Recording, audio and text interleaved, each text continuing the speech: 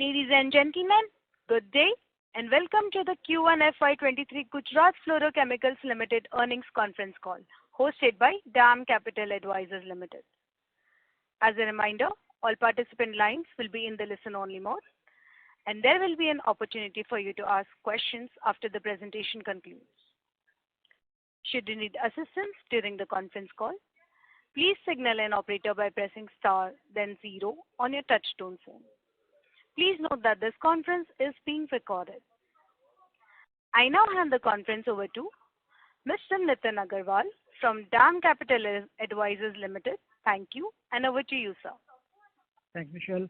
Good afternoon, everyone, and a very warm welcome to Gujarat Fluorochemicals Q1 FY23 post-results earnings call hosted by DAM Capital Advisors Limited. I thank the Gujarat Fluoro management for giving us the opportunity for hosting the call.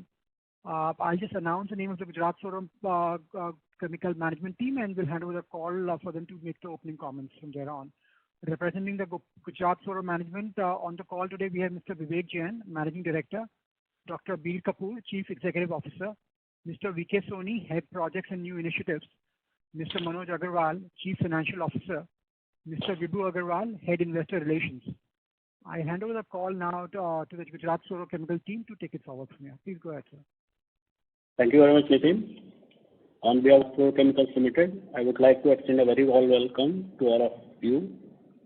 We are happy to inform that the Board of Directors of Gujarat Fluorochemicals Limited has its board meeting approved the financial results of the company for Q1 FY23. The financial results as well as the earning presentations are uploaded on the website of the stock exchanges as well as the website of the company. I will take you through this presentation initially, then we can open the call for any questions that you all might have. Starting with the financial highlights at the consolidated level for the quarter ended 30th June 2022. Consolidated revenue for the Q1 FY23 was at 1,334 crores, up by 46% on year-on-year basis. Consolidated EBITDA for Q1 FY23 was at 459 crores, up by 80% on year-on-year basis. The EBITDA margin for Q1 FY23 were at 34%, up 6 basis points from 28%.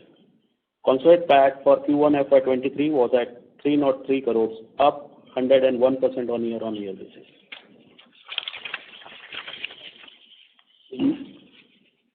So this was the consolidated performance at the company level. Now we would like to take you through the detailed overview of the financial performance during the quarter for each business vertical.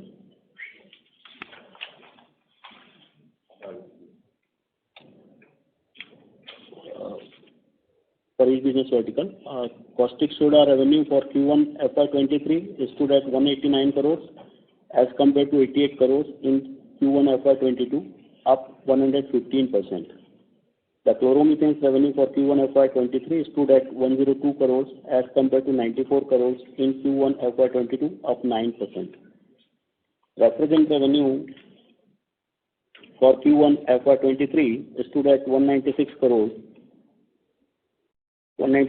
which was 93 crores in Q1 FY22, thus having a growth of 111%. The PTFE sales for Q1 FY23 were at 379 crores as compared to 320 crores in Q1 FY22, up 18%. The new fluoropolymer sales were at 331 crores, up 124% as compared to 148 crores in same quarter previous year, Q1 FY22.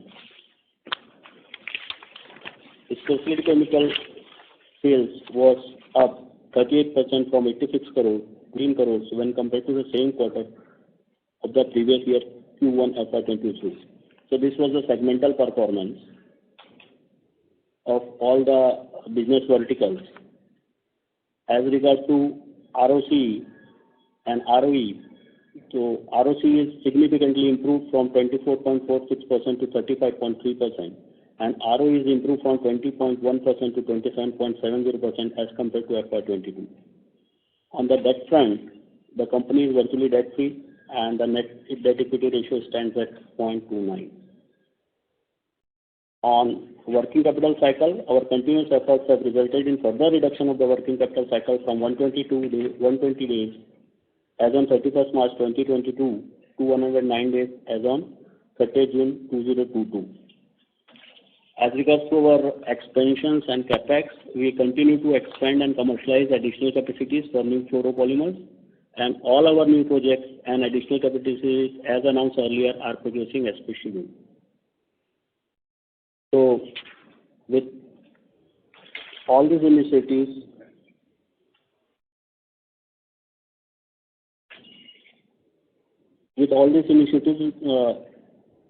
will offer a sustained business growth with higher margins and will lead to further improvement in the financial performance as seen in the last few quarters and will continue in future also. So that, ladies and gentlemen, is a walkthrough the presentation. I would like to open this up for any questions that you might have, and then we'll, as a management team, will try to answer all your questions. Thank you. Thank you very much. We will now begin the question and answer session. Anyone who wishes to ask a question may press star and one on their touch-tone phone. If you wish to remove yourself from the question queue, you may press star and two. Participants are requested to use handsets while asking a question. Ladies and gentlemen, we will wait for a moment while the question queue assembles.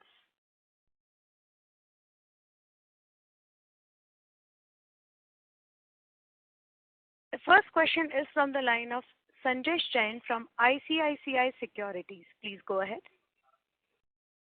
Yeah, good afternoon, sir. First of all, congratulations on a very strong set of numbers. I got a few questions. First, on the PTFE side, so PTFE revenue has declined 16% sequentially. Now, I know that you have mentioned in the presentation that there was a lower availability of TFE. Now, why was this issue with the TFE availability? I thought we were also adding another TFE plant, that is FY23. What has caused the disruption in the TFE, if you can explain that?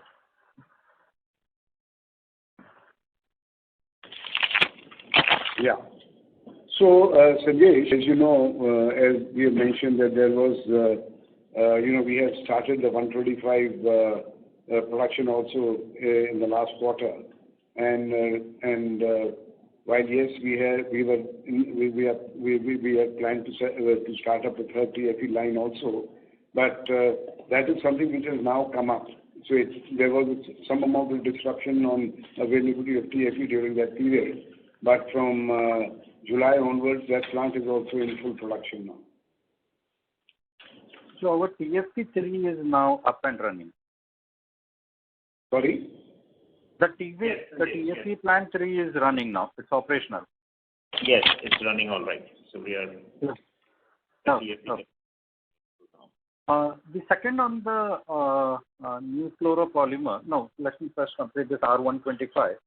Now, what was the sale of R125 in terms of volume for the Q1, and for the full year, what is the volume we are looking at? So we don't provide now the quantitative breakup of our segment revenues. Got we it. will not be able to be in position to provide you this information. But will it be fair to assume that incremental revenue in the ref gas, whatever has come in, is largely the benefit of R125, or there is also normalization of R22, which was lower in last quarter? I think your assumption is right. Got it. On the new fluoropolymer, so that looks like going all up. Can you help us explain what is driving this strong growth in new fluoropolymer, almost 90% sequential increase? Two things here. One, which all the new capacities in the new fluoropolymer have been added? That's number one. Number two, what is the volume growth, or which are the products which is driving the growth? I know you don't give the volume, but some qualitative assumption, which are the products within the new fluoropolymer which is driving, and how have been the pricing in the new fluoropolymer? So this is on the new fluoropolymer. So, yes, Rajesh. So new fluoropolymers, actually there has been all-round increase in whether it's in FKM, PVDF, PFA, and to some extent micropowders also. So there is an all-round increase in all the new fluoropolymers. There has also been a price improvement which has taken place in the last quarter. That also has contributed to the overall numbers going up.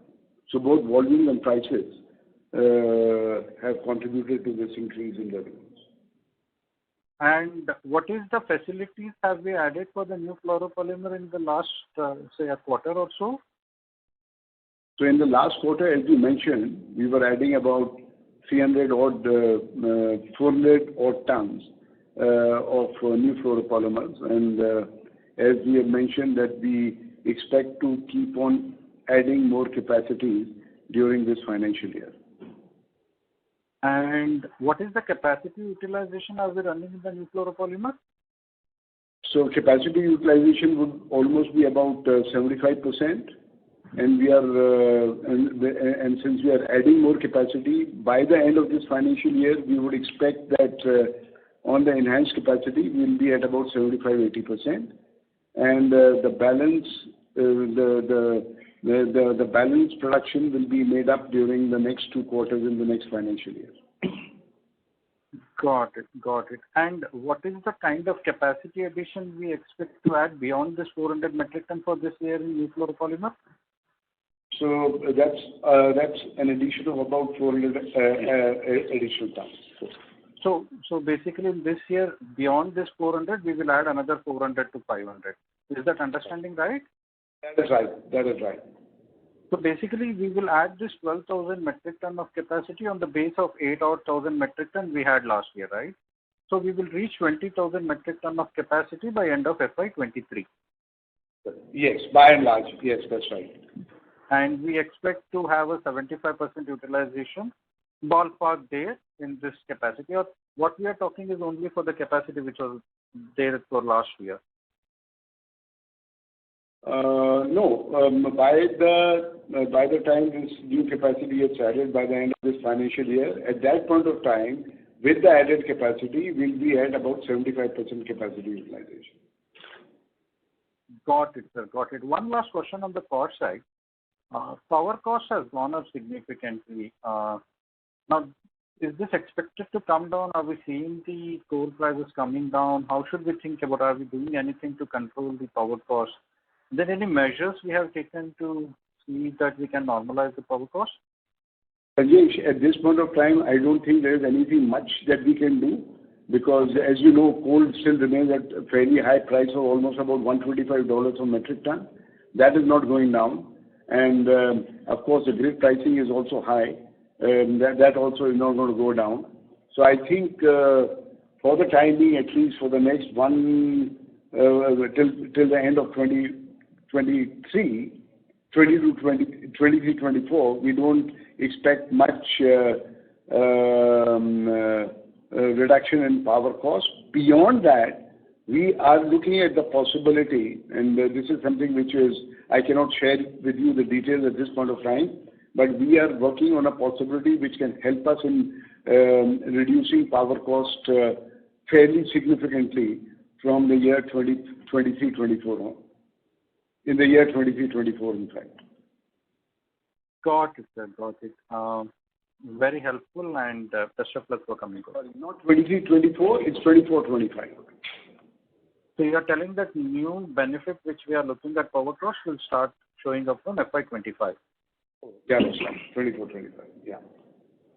Fair enough. 25 actually. Yeah, got it. Thank you. Thank you very much. The next question is from the line of Ketan Gandhi from Gandhi Securities. Please go ahead. Yeah, sir. Sir, with regards to R142B, last presentation we have said we are selling from this quarter. So this refrigerant gas has any component of R142B, or we are using it for making PVDF? Well, by and large, we are using it for making PVDF and FKM. From this quarter onwards, we will start the exports of 142B to some select customers. So can you quantify? I mean, how many tons per month or? No, at this point of time, Ketan, it will be difficult for us to quantify, but we will be exporting 142B as per our business plan, and the excess availability over and above our own requirements of 142B, which, as you know, will keep on expanding because of our expanding production of FKM and PVDF. So, sir, is it safe to assume that whatever capacity of PVDF we have, we will be consuming R142B for the captive use, and balance quantity we will be selling to the export markets? That's right. That is right. That's helpful, sir. And sir, regarding new energy business, regarding what is our, how we are geared up for LiPF6 and other products? Yeah.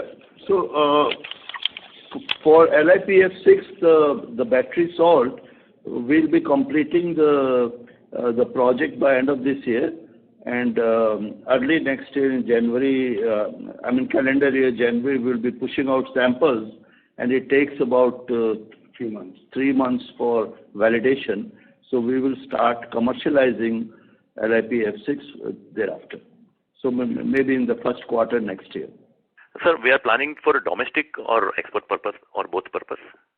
At the moment, as you know, domestic is a bit slow, so we'll start with export and followed with the sales in the domestic area.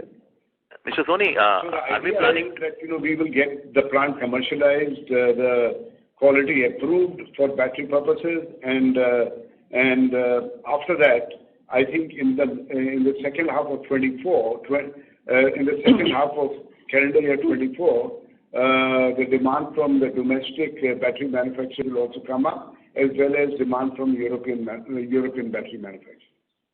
Fair enough, sir.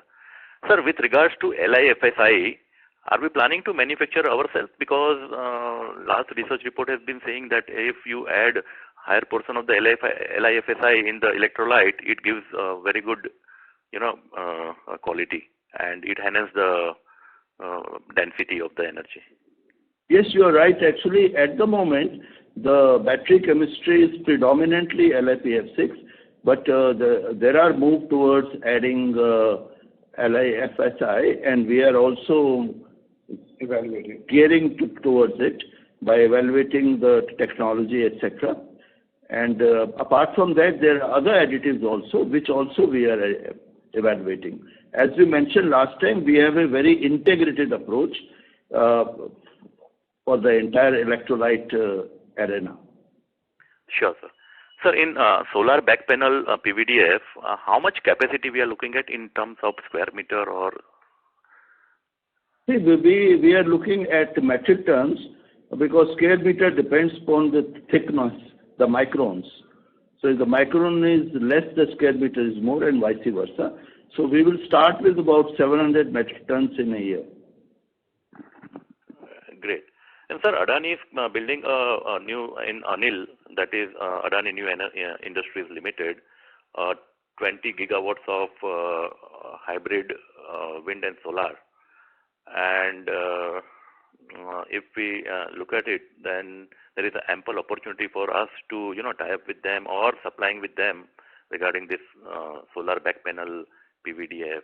And even they are looking at the membrane, that means production of using the electrolyte with either alkaline method or the PEM model. So what is your view on that, sir? So actually we have these two projects in New Age. One is lithium salt, which we discussed. The second is the PEM, the proton exchange membrane, which goes predominantly in the fuel cells and also into the electrolyzers. So regarding your question of alkaline versus PEM, both will remain in force. And for, for example, for transport sector, the fuel cells, it is predominantly PEM, whereas for the non-fuel cell sector, for non-transport sector, like for making ammonia, etc., it will be mostly alkaline cell. But the disadvantage or the advantage of PEM is that it can start very rapidly compared to longer time required to start alkaline. So, I mean, are we geared up to supply to Adani if need arises? Like for film, yes, the PVDF film, we are talking to them, and we have initiated the exercise, so we will certainly be supplying to them or whosoever else who needs it in the domestic market. So that is one thing is sure. And as far as PEM is concerned, the project is still about 1.5 years away. We are in the process of developing the technology, and we have the starting raw material for making those PEM. So there is a full-scale R&D effort which is going on also in conjunction with some of the CSIR labs, and we hope that in about a year's time we should be able to develop the membrane, and then thereafter we'll commercialize it. But the demand for the PA membrane is really going to start from about 2 years from now, when electrolyzers and fuel cells, the production of those start increasing. Great, sir. Thank you, sir. Thank you. It's very helpful, sir. Thank you so much. Thank you. Ladies and gentlemen, in order to ensure that the management will be able to answer questions from all participants in the conference, please limit your questions to 2 per participant. Should you have a follow-up question, please rejoin the queue. Thank you. The next question is from the line of Rohit Nagraj from Centrum Broking. Please go ahead. Yeah, thanks for the opportunity, and congrats on a very strong set of numbers. So just first question, given that the numbers have been phenomenal during the quarter, can we expect that this is the base level at which we will be able to operate incrementally, given that there are multiple capacity expansions which are happening and ongoing, and from a sequential basis on a quarter-to-quarter basis, our performance overall should be improving from Q2, Q3, Q4 onwards. Is that the base assumption that we can make? Thank you. Well, you are asking too many questions about the future. Future, as you know, is not always very predictable. But yes, basically, since we are making additional investments on various fronts, we certainly expect the revenues and profitability to keep on improving. Right, got it, sir. So second question is particularly on the Spec Chem. So what has changed during the quarter, and why there has been a serious increase in the performance on a sequential basis? Are there order backlogs which have been executed during the quarter, and do you expect that this particular kind of performance is sustainable, or there is any kind of seasonality which may affect incrementally? Thank you. But your question was related to specialty chemicals. Specialty chemicals, sir. I think you are partly right because the growth is seen because the last quarter was subdued for a certain reason because of the incidents. So there were some orders, and also the new plants, the capacity that we had planned are at the various stages of commissioning. Those are yielding result now. So we expect this to continue. Right. Right. So just one last clarification on the wind power project. So last quarter we had indicated that 20 megawatt is likely to be commissioned in July. If you can tell us what is the status for the same? So Rohit, that will be commissioned during this quarter. There has been a delay of about a month and a half, but the commissioning activities are going on, and we are very hopeful that by the end of this quarter, those will be commissioned. So some effect from the benefit from this wind power project will start trickling from Q3 onwards. Is that a right assumption? Yeah, that's right. Thank you so much, sir. I'll come back into queue, and best of luck, sir. Thank you. The next question is from the line of Archit Joshi from B&K Securities. Please go ahead. Thank you, sir, and congrats on a good set of numbers. So my first question is on PTFE. If you can broaden the structure of the industry at this point in time, if you are seeing any imbalances in the supply-demand equilibrium, given that PTFE spreads continue to be quite strong. Any comments on that would be helpful. Thank you. See, the PTFE demand continues to be strong as far as we are concerned, because as you know, over a period of time, we have spent a lot of time, energy and efforts to develop a large number of grades which are required in different applications, across different applications.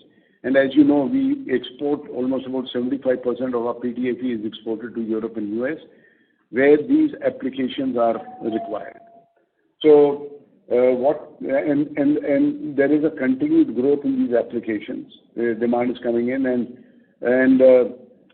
sufficient amount of capacity doesn't exist, or the supplies are not coming in from the established legacy suppliers. As a result of which, we have been able to, fill our capacities, and we have moved more and more towards these grades, which are now required in Europe and US in different demanding applications. And this has also given us a certain amount of,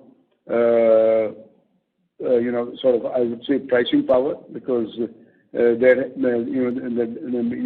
been able to step in to meet the demand the shortage between demand and supply. Sir, what I was trying to understand is how sustainable is this the supply shortage situation that we are seeing? What's exactly happening on that front? Because we understand that a few months back we had a whole lot of shutdowns in China from the dual energy control norms. So is that what is emanating into supply shortage, and how long would you think that this can go on, given the fact that China is known to have the highest PTFE capacity? So what's true on that, sir? Not really, because as I mentioned, we have spent time, energy and effort to develop a huge number of grades which go into different applications. The Chinese are not present in most of the grades, at least in the Western markets.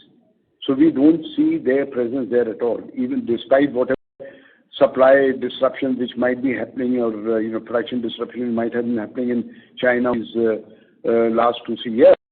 But even prior to that, we have not seen Chinese participating in those kind of applications. And the demand for those applications from those applications is only growing. Understood, sir. So another question on the integrated approach that you spoke of a bit earlier. On the LiPF6 front, we understand we are making great progress on manufacturing the solute salt, that is LiPF6, and that there could be certain additives. But in your interactions with some of your customers, have you understood anything on this front, that they are looking for a more packaged solution of an entire electrolyte, which also involves the solution? How is the supply chain placed on that front? Are customers only looking for a particular chemical or the entire pack so that they can integrate their operations efficiently? Well, yes, customers would prefer if you can supply them everything, but that is unlikely to happen. I don't think any company will be in a position to supply all the various ingredients which are going to be required. So we have picked and chosen those which we think will give us where we will have an advantage, and where the requirements are going to be sufficiently large for us to participate in that market. The second thing is that till now, most of this production is centered in China. And I think, as we all know, there is a very, very strong move for a China plus one strategy. So with all these battery plants which are slated to come up in US and Europe, they would certainly, and from interactions which we've had with customers now and which are ongoing, there is a very strong interest for those potential customers to enter into some kind of a supply arrangement with us. So we are seeing a very strong market developing. Once the initial the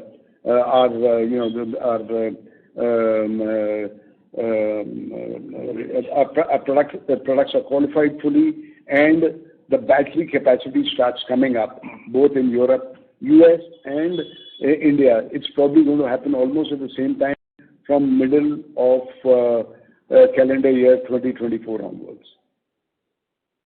Understood, sir. Thanks for your elaborate clarification. That's it from my side. Wish you all the best. Thank you. The next question is from the line of Enam Investment. Please, The next question is from the line of Krunal Shah from Enam Investment. Please go ahead. Yeah, hello, sir. Congratulations on a very great set of numbers. Two questions. One is, what are the key applications that are driving the demand for FKM currently? For? SKM. FKM. Well, you see, as you might know, FKM is largely used in the auto industry, and there is, of course, a very strong industrial segment also.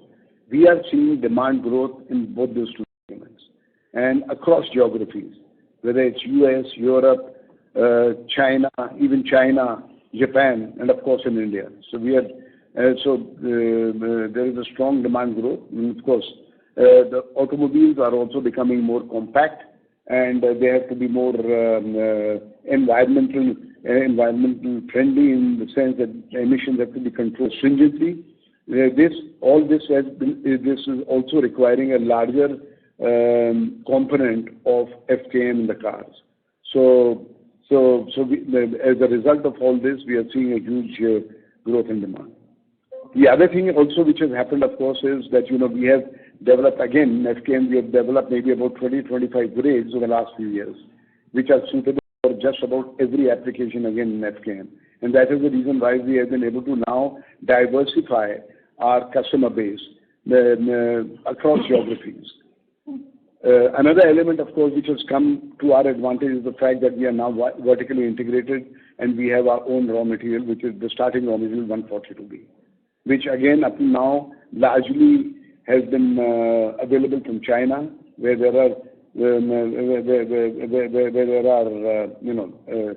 disruptions on supplies and availability, and all these three factors have combined to give us a very, very strong, healthy offtake from the consuming sector. Are we exporting FKM to China also? Yes, some grades we don't make. Okay. There are some grades which are required in batteries, and these are new grades which have been developed in order to make the batteries safer in use. So, for the sealing requirements in those batteries, we have started now supplying certain high-end grades of FKM to China also. We are hoping that application will keep on growing because China has a huge battery production capability. Great. And one last question. We said that in BTFE, the legacy suppliers are currently short on supply, or they are supplying lesser volumes. What are the key reasons for that, sir? Well, the key reasons are they've not added capacity. Okay. Because they've not added capacity because for a couple of reasons. One is environment, because of very, very strict environment control. The costs, the capex which are required for putting up capacities is very, very large. Second, raw material availability is also a major issue there.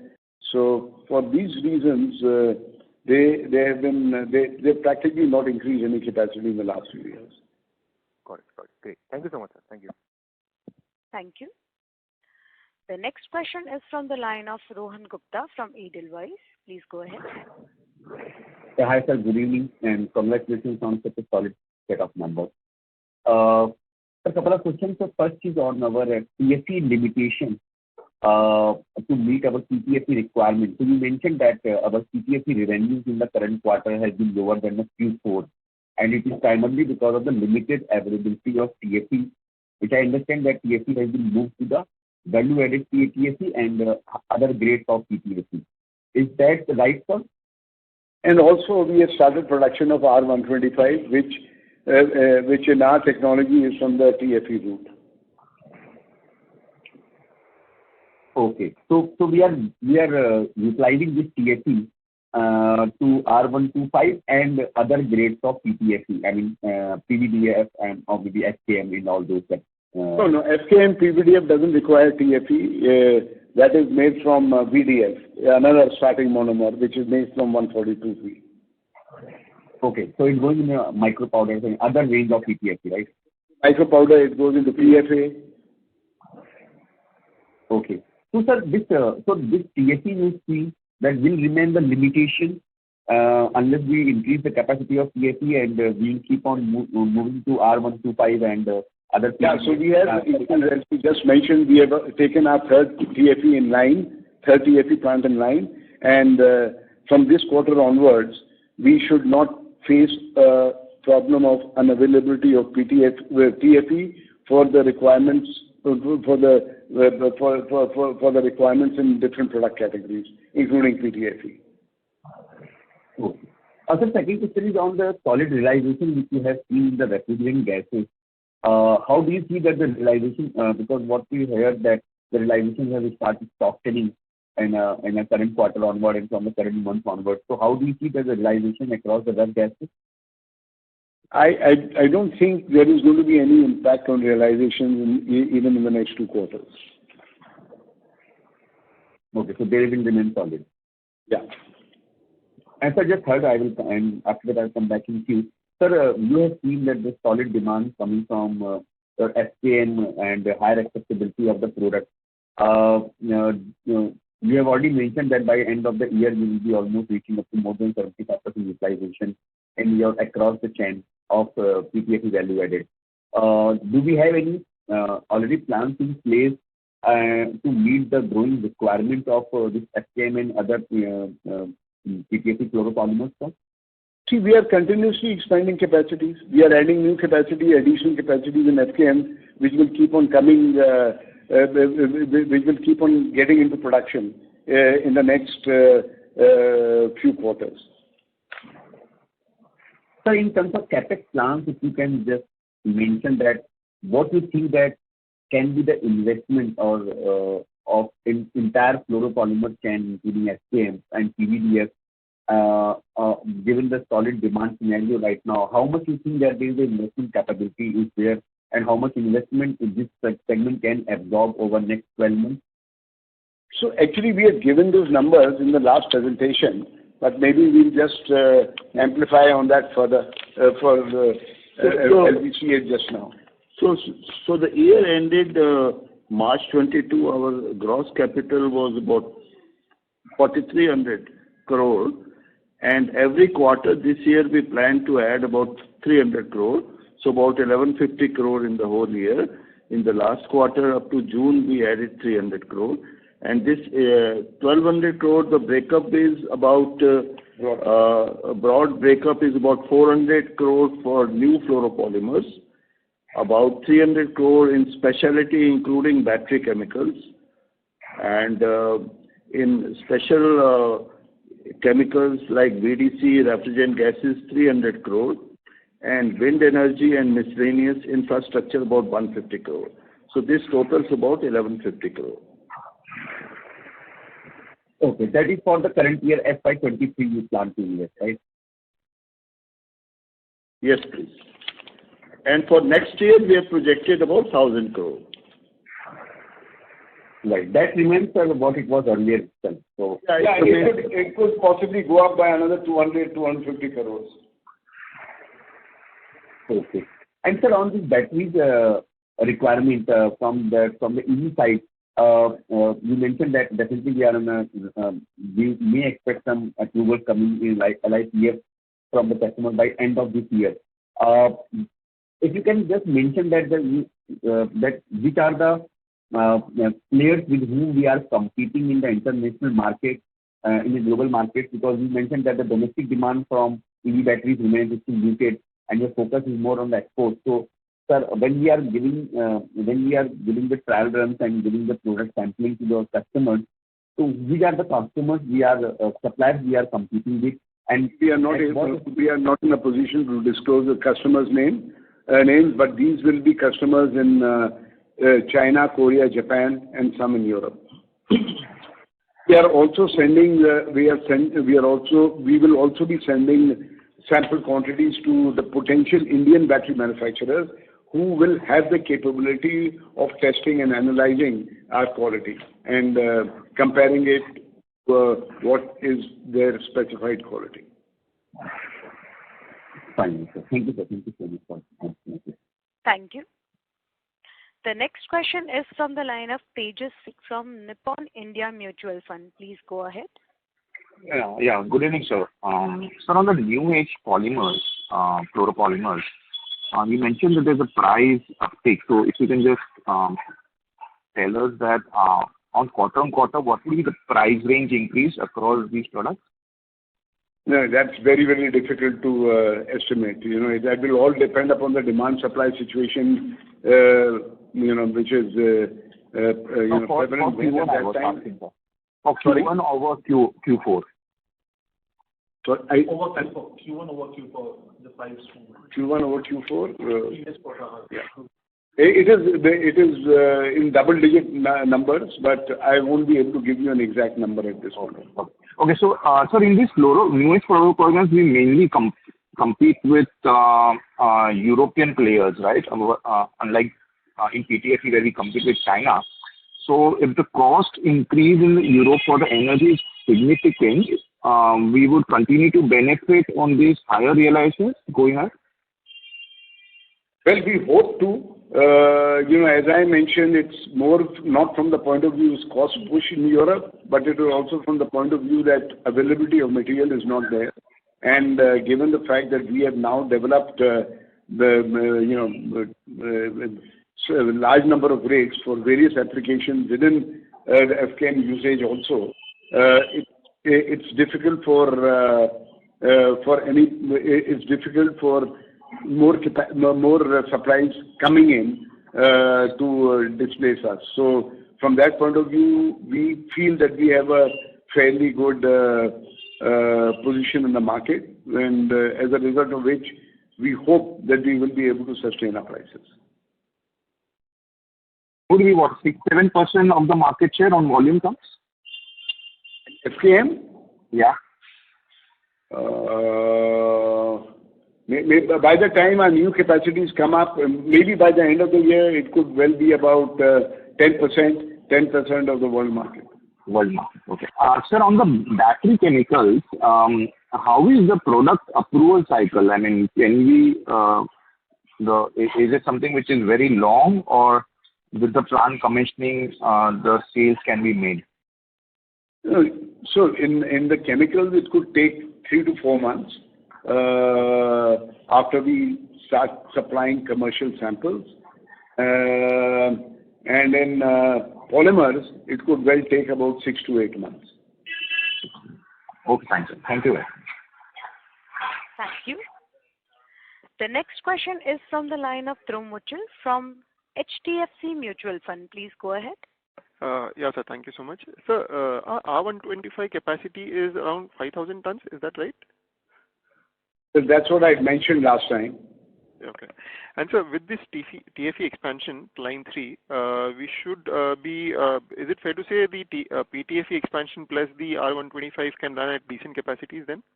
Yes, absolutely. And of course, there are some other polymers also which are made from TFE, like PFA and micropowders, which as and when the demand for that increases, we should be able to cater to that requirement too. All right. So the TFE expansion handles our upcoming expansion in PTFE plus the R125 plus probably some of the other fluoropolymers. Right. Expansions. Sure, sir. And sir, this quarter, is it fair to assume for PVDF and FKM, we were fairly integrated for our R142? I mean, the numbers reflect the R142 benefit, the backward integration benefit? Yes, because we have stopped importing any further 142B. So this is for the full. Got it. And sir, lastly, can you give the capacity utilization for our PTFE for this quarter? It's almost about 85%. 85%. So I thought this quarter would be a bit lower because you had diverted some volumes to. Yeah, so that's the reason why 85%. Otherwise, we have been running our PTFE capacity at close to about full capacity utilization, about 100%, 90-95%. Sure, sir. And sir, one small request is you have a lot of capacity additions happening across portfolio. So if it is possible, if you can give in your presentation what are the capacities, when are they likely to come, it will help us in our understanding and also in our modeling purpose. We'll try and do it, but we are circumspect of putting in too much information on a broad level. For example, the PTFE category, the fluoropolymers category, overall number, how much is the quantum that is probably getting added? That will help us. We just informed that in the new fluoropolymers, our capacities by the end of this financial year, all combined would be somewhere around 1,500 tons, which is up from about 700 tons, which was there till last year. Yeah. So we are adding almost about 800 tons in various new fluoropolymers. PTFE, of course, we are running, as I said, that we have been running at all close to 90-95%. We are using full capacity, and we are now we are working on debottlenecking our PTFE capacities by maybe about 20-25% in the next 6 months by the end of this financial year. Sure, sir. That's very helpful, sir. Thank you so much. Thank you. The next question is from the line of Viral Shah from Enam Holdings. Please go ahead. Yes, thank you for the opportunity and congratulations on a very strong set of numbers. So my first question was just a clarification. You said that you have expanded your TFE capacity. So what would the capacity now be after this expansion? I'm not going to disclose the capacity numbers, but yes, this capacity, there is a significant increase in TFE capacity. Okay. So secondly, on the numbers for your subsidiary, and I derive these numbers from subtracting the Concall numbers minus the standalone numbers. It seems that the subsidiary profitability has meaningfully improved during the quarter. So is there something to read into it, or what was the reason behind this?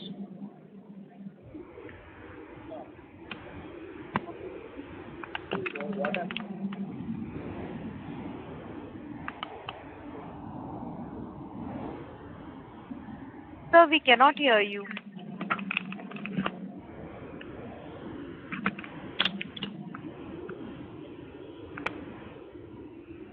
Hello? Yeah, can you hear me? Yes, this is better. Yeah. So there is nothing much to read into this because whenever you sell through subsidiaries, there is a huge transit gap. The goods when it ships from India and ultimately reaches there. So always there is some inventories which we keep for the demand for the serving to the customers there. So whenever there is a price increase or favorable price movement, that gets reflected into the sales from LLC and GmbH. But otherwise, they will have a normal trading margin which will be there. Okay. Sir, my third question was on caustic. You mentioned in the presentation that there was some price uptick that you saw during the quarter compared to the quarter 4. So would it be possible to share what was your realization for caustic in Q1 and how are you looking at that number in the coming quarters?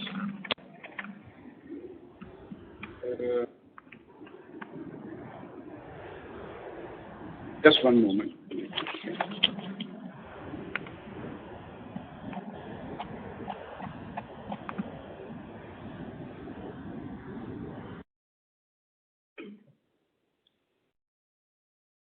So April, May, June, there has been a marginal increase in caustic soda prices.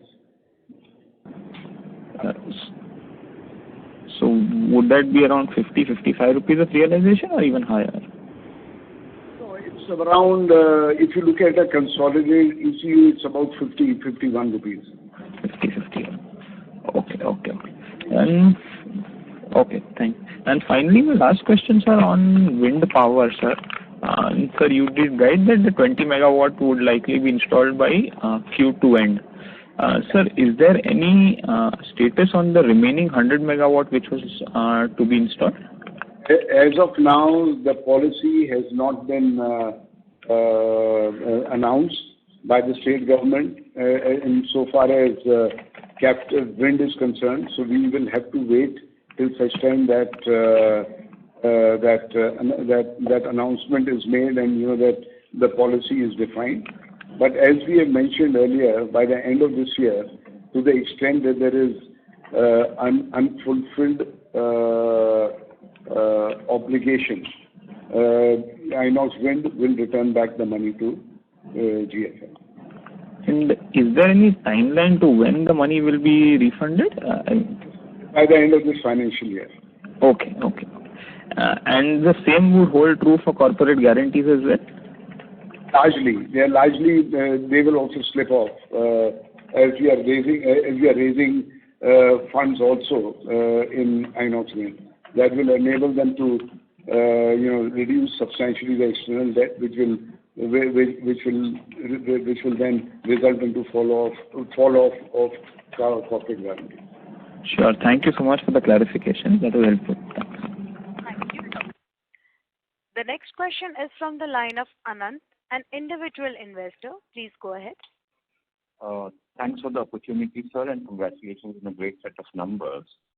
If I were to look at Gujarat Fluoro from like last 10 years, a business which used to be commodity has now transitioned.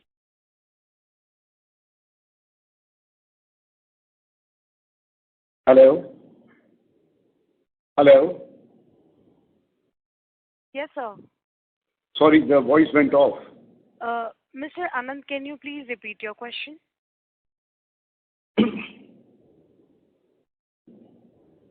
I think Anand can join back. You can ask someone else. Sir, I believe we have lost the line of Mr. Anand. In the meanwhile, we'll take the next participant, whose name is Vishal Beraya from Max Life Insurance. Please go ahead. Hello. Thank you. So the battery chemicals plant, was this to commission end of this calendar year, somewhere near November 22? Was the earlier guidance, and now is it delayed by about 6-8 months? No, it's not been delayed by 6-8 months. We never said that. Said that it's going to be commissioned by the end of this calendar year, maybe give or take 1 or 2 months, which can always happen in large chemical plants of this sort. So it's only that commercial production, it could then take about 5-6 months thereafter, because it takes a month or 2 for the plant, even after the plant is commissioned, for the stabilization, and then the process which has to be followed to get the samples approved from different customers. It could take about 3-4 months. Right. Okay. Yeah, and what will be the primary products that these battery chemical plants will make? One will be LiPF6. Apart from that, what will be the other products? Basically, as I said, it is an integrated complex. We start with the lithium fluoride, PF5, LiPF6, and also go on to make the electrolyte. So these are the products. Okay. And so once you commission the plant, you will send the products to the customers where you would already be in touch with for proper approval. Yes, absolutely. You will get the commercial orders. Okay. Well, and the last question is, what will be the capacity of this plant, sir? How many tons? Again, starting with the prototype capacity, and as the capacity of EV vehicles grow in India and abroad, we will be augmenting the capacity. So to start off with, we'll have a capacity of almost about 2,000 tons, which will perhaps be utilized in the next 2 years. And after that, as the battery capacities come up in all the geographies, then we intend to substantially augment the capacity. Okay. Fair enough. Thank you very much, sir. Thank you. The next question is from the line of Anant, an individual investor. Please go ahead. Congratulations on a great set of numbers, sir, and thanks for the opportunity. My question is that, if I were to look at a company in the last 10 years, we were basically into commodities at some point of time, with caustic and chloromethane contributing to the largest amount. Then we moved to PTFE, and going ahead, and then of course fluoropolymers and fluorospecialty chemicals came in. Going ahead in next 2 years or 3 years, what do you think would be key growth drivers? And how do you see a company's business in next 2-3 years in terms of products or? The key growth drivers will both be chemicals and fluoropolymers. chemicals, the various kind of chemicals which are going to be utilized in batteries, as we say. And this we see is going to be a huge growth driver for the company. And both in terms of revenues, in terms of capexes, in terms of profitability. And of course, the polymers which go into batteries and into hydrogen fuel cells and electrolyzers. So those will be the drivers of future growth. So just taking just 2-3 years down, for example, like this year, looking at what our projections are for specialty fluoropolymers, I think specialty fluoropolymers by themselves can be a 2,000 crore business by the end of this year. So can we do we see similar kind of opportunity in LiPF6 in say 2 years from now? Yeah, certainly. I think it's not larger, certainly similar kind of opportunities. I think it will probably be larger over the next 5 years. It will develop into a fairly significant business. Oh, that's absolutely amazing, sir. The second question that I have is that how has the sampling for PVDF used in battery going on? Have you started supplying for that? And last question on PVDF, what's the status of PVDF back films for solar project? So as we mentioned last time, the grades were under development. Some grades have been developed, which have now been sent to potential customers, and which, for us to get full feedback on the approval could take maybe about 2-4 months. And in case there is any gap which still remains, that will then we will work towards filling that gap. And hopefully we should be able to then start commercial supplies of PVDF for the battery grades. It could take a process of about 4 to 5 months before we start commercial supply. But as of now, we have received favorable response.